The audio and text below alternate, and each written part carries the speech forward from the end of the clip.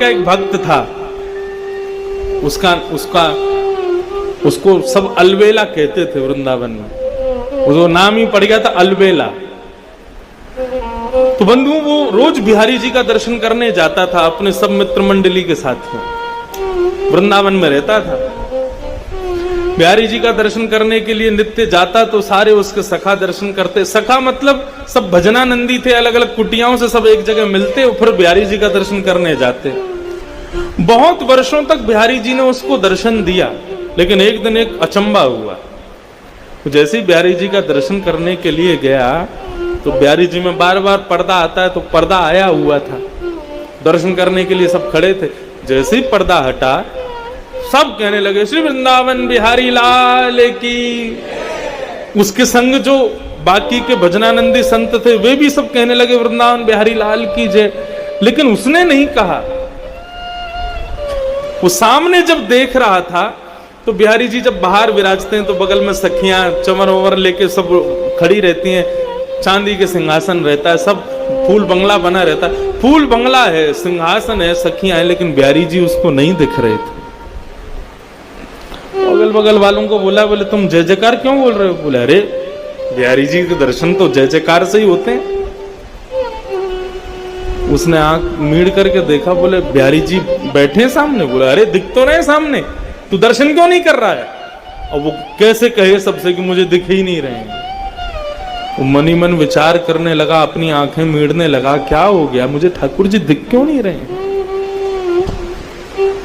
चला गया, रात भर सोया नहीं, कुछ खाया नहीं, कुछ पिया नहीं। यमुना जी से प्रार्थना करता है कि हे यमुना मैया, मुझसे कोई अपराध है गयो जो ठाकुर जी मुझको दर्शन नहीं दे रहे? किसी से कह भी नहीं सकता, क्योंकि यदि किसी से जाकर के कहा तो सब लोग मेरा आश्चर्य करेंगे, लोग मेरी बात बनाएंगे, पूरे वृंदावन में हल्ला मच जाएगा।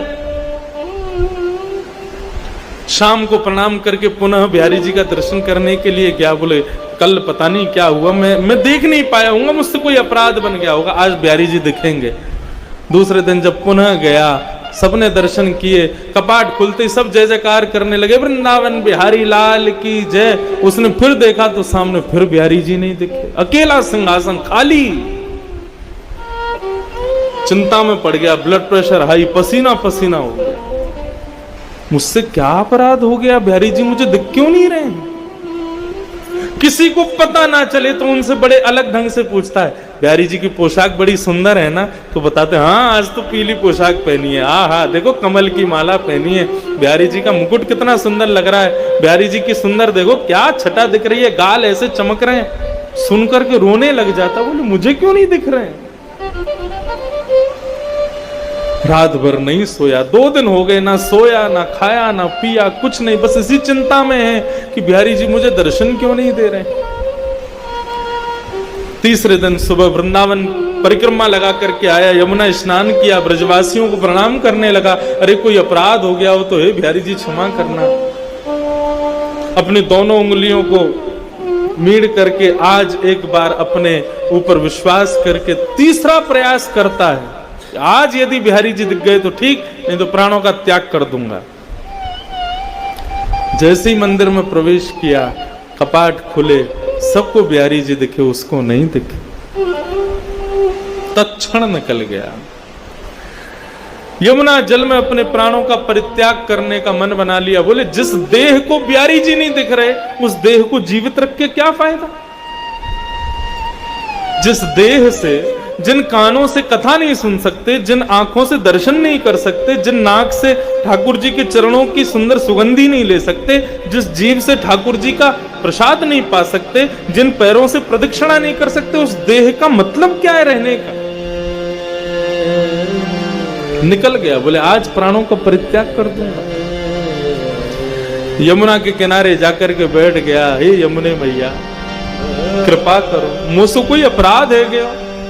मुझको याद है मैंने ऐसो कछु ना कियो, जाके भाव से ठाकुर जी मुझको दर्शन नहीं दे रहे हैं। यदि मेरा कोई अपराध है, बिहारी जी मुझको दर्शन नहीं दे रहे हैं, तो या दर्शन ना देनो तो एक प्रकार से मेरो वध के समान है, मैं आज अपने प्राण त्याग दूंगा।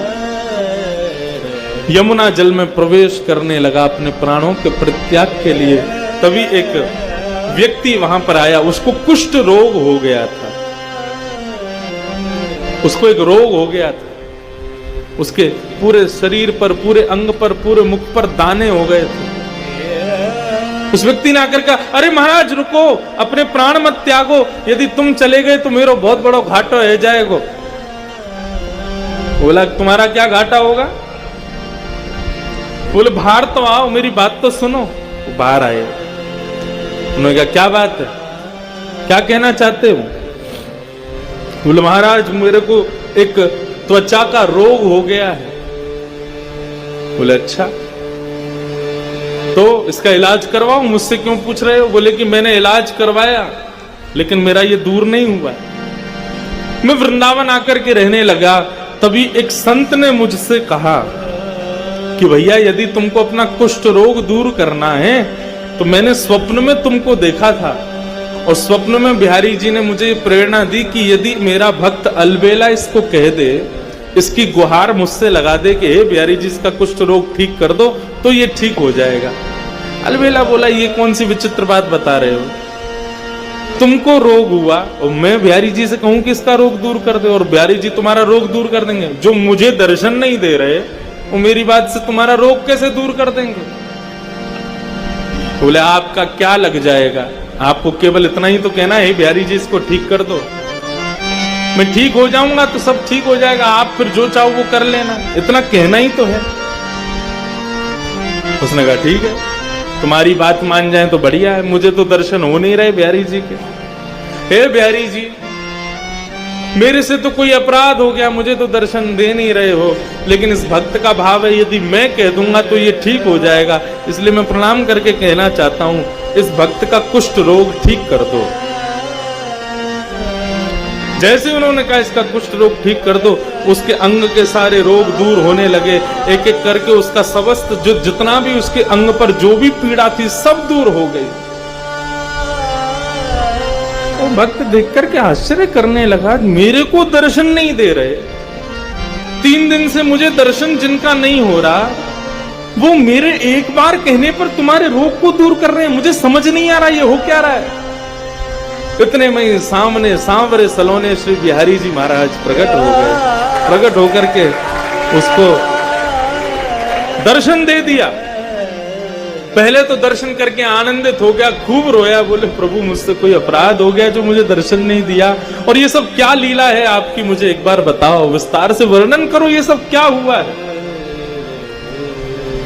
बिहारी जी कितनी अच्छी बात कहते हैं। बिहारी जी बोलते हैं संसार के लोग मेरे मंदिर में आते हैं, सब कोई भी शांत नहीं रहता है, बोलते ही रहते, बोलते ही रहते, बोलते अपने सब कष्ट मुझको बताते हैं, किसी के परिवार में कष्ट, किसी के शरीर में कष्ट, किसी की मैया से दुखी, किसी कोई पत्नी से दुखी, कोई बच्चों से दुखी, सब कष्ट में है, सब मुझसे आकर के यही मांगते रहते हैं कि हे बिहारी जी कृपा करो,